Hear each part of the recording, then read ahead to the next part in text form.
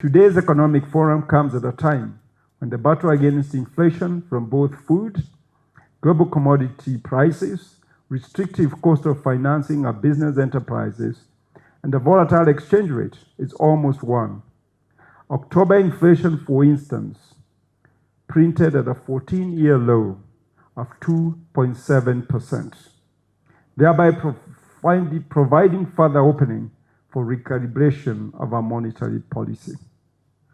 And most recently, we as NCBA became the first bank to transmit this drop in interest rates by revising our base lending rate. So those who borrow with us, hopefully you're enjoying that reduction.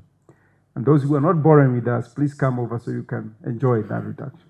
Through the NCBA Economic Forum, we will continue to bring together the best brains in our country to outline what we see as Kenya's main growth challenges, discuss what reforms can potentially resolve those challenges, and outline what we need to do to steer back the economy back to its potential output. Today, global economic activity remains steady.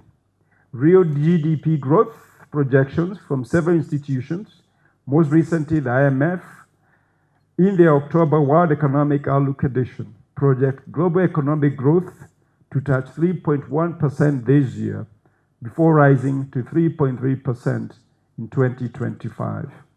Similarly, data on the global PMI reading shows the global composite PMI above neutral level.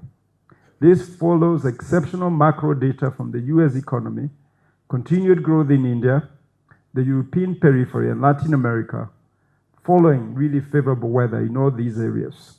According to our in-house projections, we now expect the overall GDP growth for this year to come in at 4.8% and to remain flat into 2025. Let me remind you, when we met for this forum about this time last year, we projected 4.9% growth. So we are really just moving to 4.8, not much of a change from where we were a year ago. We expect favorable weather so far witnessed to continue to spur agro-processing and agricultural export flows, with a positive impact on food inflation. We expect the service sector to remain resilient, with most subsectors expected to grow at near long-term average rates. However, attaining this projected pace of GDP growth, which should primarily be led by the private sector, may face some challenges. Despite the positive market sentiments following the redemption of the June 2024 Eurobond, the sovereign still faces heightened demands in the medium term. If we are talking about an inflation anchor around 3%, then clearly that enables us to start thinking about our entire yield curve being in single-digit territory. Yeah, probably with 90-day T-bills around 5%, and hopefully with sort of the medium-term bonds not much more above 10, if at all.